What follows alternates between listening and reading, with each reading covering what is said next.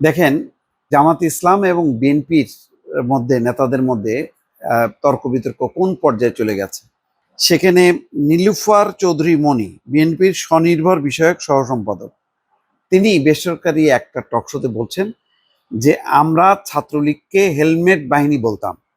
আসলে ছাত্রলীগ ওই রকম ছিল না, আসলে তারা ছিল শিবির। নিজেদের গোপন রেখে এই কাজগুলো করেছে। আবরারকে মারছে কে? এই হেলমেট বাহিনী, শিবির বাহিনীরা। এই কথা বলার পর রীতিমতো তোলপাড় হচ্ছে নীলুফার মনির এই বক্তব্যকে ঘিরে। জামাত এবং শিবিরের মধ্যে ইসলামী ছাত্র শিবির এর তীব্র নিন্দা করেছে, নির্লজ্জ মিথ্যাচার বলেছে।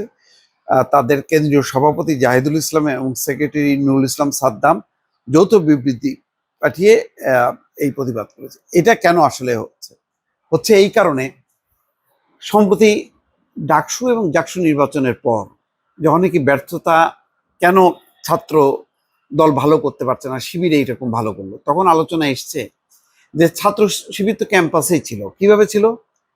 ছাত্রলীগের সেল্টারে, অর্থাৎ তারা ছাত্রলীগের নেতা কর্মী হয়েছিল। যখন পট পরিবর্তন হয়েছে তখন তারা বের হয়ে এসে বলছে আমরা শিবির। বৈষম্য বিরোধী ছাত্র আন্দোলন থেকেও বের হয়ে এসে বলছে যে আমরা আসলে শিবির, অমুক অমুক পদ হোল্ড করি। এবং জামাত ইসলাম বা ছাত্র শিবির এটা প্রতিবাদ করেনি, এবং তাদের নানা ছবি, ইভেন সাদিক কায়েমকে শুরু করে ডাকসুর বিপি জিএস অনেকেরই ছবি, ছাত্র আওয়ামী লীগের নেতা কর্মী শীর্ষ পর্যায়ে তাদের সাথে দেখা গেছে, তাদের নানান কর্মসূচিতে তাদের ছবি দেখা গেছে। তাহলে তারা নিরাপদ ছিল ছাত্র লীগের ছত্রছায়ায়। তাহলে ছাত্রলীগ যে এই যে অত্যাচার নির্যাতন করছে, ছাত্রলীগের মধ্যে তো কেউ বলেনি যে ছাত্রলীগের একটা ভালো অংশ আছে, সেই অংশ নির্যাতন করে না। তাহলে ভালো অংশটা ছাত্র শিবির, এটা কিন্তু কেউ কখনো বলেনি। ওই যে যে ছাত্রলীগের যে অংশটা নির্যাতন করতো না, ওইটা হচ্ছে ছাত্র শিবির, এরকম কিন্তু কেউ বলেনি। বরং ছাত্রলীগ একটা গণহারে একটা ফ্যাসিস্ট বাহিনী। এবং তখনই আওয়ামী লীগ আমলেই কিন্তু এটাকে নিষিদ্ধ করার দাবি বিএনপি বহুবার জানিয়েছে, বিরোধী দলগুলো বলেছে, এবং হেলমেট বাহিনী। তো এখন কে ছাত্রলীগ কে শিবির, এই বিতর্ক যখন চলছে, তখন নীলুফার মনি চৌধুরী তখন কিন্তু এই কথাটা বলছেন যে তাহলে এই যে আবরার হত্যার থেকে শুরু করে হেলমেট বাহিনী যে মানে অত্যাচার নির্যাতন, এরা তো আসলে ছাত্রলীগ না।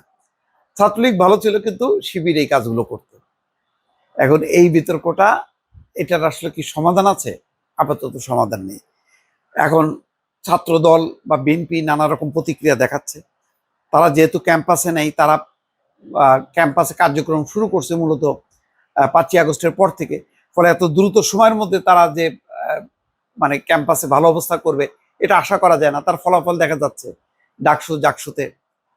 তো সেই কারণেই কিন্তু এখন ওই আক্রমণের তীরটা বেধাচ্ছে, মানে আক্রমণের তীরটা ছুটছে বিএনপি জামাতকে লক্ষ্য করে, শিবিরকে লক্ষ্য করে, যে এরা হচ্ছে গুপ্ত সংগঠন, এরা হচ্ছে বট আইটি ইউজ করে, এই সমস্ত নানা রকম কথাবার্তা হচ্ছে। এবং এটা নিয়েই কিন্তু এখন রাজনৈতিক অঙ্গনে পাল্টাপাল্টি চলছে। দর্শক ভালো থাকবেন, আল্লাহ হাফেজ।